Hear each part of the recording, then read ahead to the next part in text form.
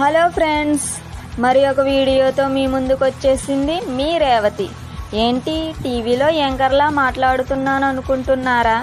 అదేమీ లేదు ఫ్రెండ్స్, ఏదో కొత్తగా ఉంటుందని ట్రై చేశాను. మా కాలేజీ నేమ్ వచ్చేసి Netaji Subhash Chandrabose government ITI college Yanam. మా కాలేజీలో most handsome lecturer Anand sir.